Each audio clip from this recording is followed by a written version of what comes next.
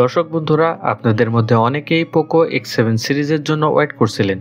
Poco তাদের X7 সিরিজের দুটি ফোন লঞ্চ করেছে, পোকো X7 এবং পোকো X7 Pro। আর আজকের ভিডিওতে আমরা পোকো X7 Pro এই ফোনটি নিয়ে বিস্তারিত আলোচনা করব, জানার চেষ্টা করব এই ফোনটি ওভারঅল কেমন হবে এবং এই ফোনটিতে কি কি স্পেসিফিকেশন থাকছে। প্রথমে যদি ফোনটির ডিজাইন এবং বিল্ড কোয়ালিটি নিয়ে কথা বলি, তাহলে পোকো এই ফোনটির ডিজাইন একটু আলাদা করার চেষ্টা করেছে। তাদের এই ফোনটির ফ্রেমে থাকছে প্লাস্টিক অ্যান্ড ব্যাক সাইডে থাকছে লেদার, সাথে থাকছে ডুয়েল ডিজাইন। এক সাইডে থাকছে ব্ল্যাক কালার ম্যাট ফিনিশিং, আরেক সাইডে থাকছে ইয়েলো কালারের টেক্সচার। ডিজাইন যা দেখতে কিন্তু খুবই আকর্ষণীয় লাগছে।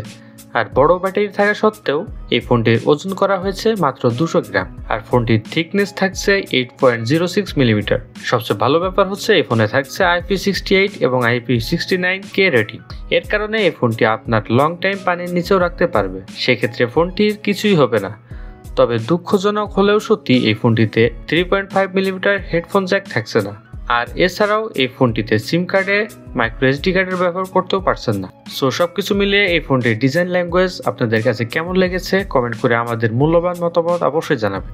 ডিসপ্লে নিয়ে কথা বলতে গেলে এই ফোনে থাকছে 6.73 ইঞ্চের একটি অ্যামোলেড ডিসপ্লে, যার রেজুলেশন হিসেবে থাকছে 1.5K এবং ডিসপ্লেতে আরও থাকছে 120 হার্জ রিফ্রেশ রেট এবং HDR10+ এর সাপোর্ট।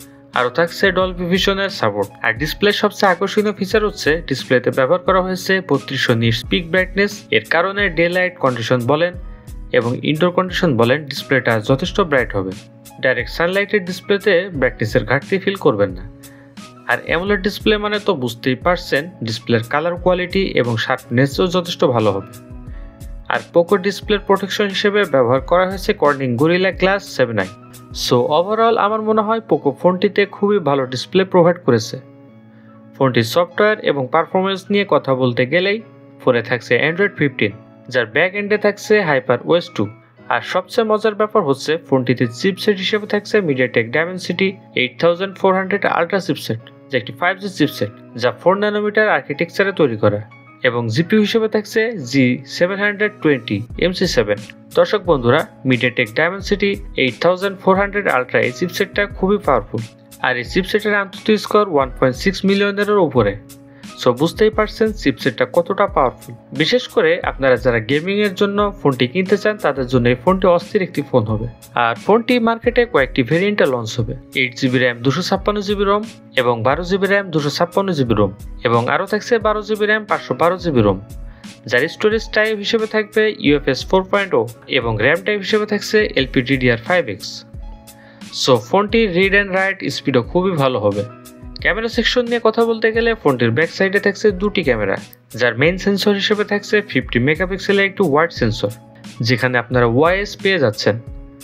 আর এই সেন্সরটি সনি সেন্সর, এবং সেকেন্ডে থাকছে 8 মেগাপিক্সেলের একটি আল্ট্রা ওয়াইড সেন্সর। আর ব্যাক ক্যামেরার ফিচার হিসেবে থাকছে LED ফ্ল্যাশ HDR প্যানোরামা। তবে ব্যাক ক্যামেরাতে আপনারা সর্বোচ্চ 4K তে 60 fps পর্যন্ত শুট করতে পারছেন, এবং সেলফি ক্যামেরা হিসেবে এই ফোনে থাকছে 20 মেগাপিক্সেলের সেলফি ক্যামেরা। তবে সেলফি ক্যামেরা দিয়ে আপনারা শুধুমাত্র 1080p তে 60 fps পর্যন্ত শুট করতে পারছেন। আর ফোনটির ফটো কোয়ালিটি যথেষ্ট ভালো করা হয়েছে। ফোনটির ব্যাটারি এবং চার্জার নিয়ে কথা বলতে গেলে এই ফোনে থাকছে বিগ সাইজের ব্যাটারি, 6550 mAh এর একটি ব্যাটারি, সাথে থাকছে 90 ওয়াটের একটি চার্জার। আর এই চার্জার দিয়ে এই ফোনটিকে আপনারা 45 থেকে 50 মিনিটের মধ্যে ফুল চার্জ করতে পারবেন। আর ফোনটির বড় ব্যাটারি থাকার কারণে এই ফোনটিতে ব্যাটারির ব্যাকআপ যথেষ্ট ভালো পাবেন। নর্মালি এই ফোনটি আপনাকে 1.5 দিনের উপরে ব্যাটারি ব্যাকআপ দিবে। এবারে কথা হচ্ছে ওভারঅল এই ফোনটি কেমন হবে এবং প্রাইস কেমন হবে। দর্শক বন্ধুরা, এই ফোনটি ইন্ডিয়ান মার্কেটে লঞ্চ হয়েছে। আর ওভারঅল এই ফোনটিতে যা স্পেসিফিকেশন থাকছে তা আমার মনে হয় গেমারদের জন্য একটি বেস্ট অপশন হতে পারে।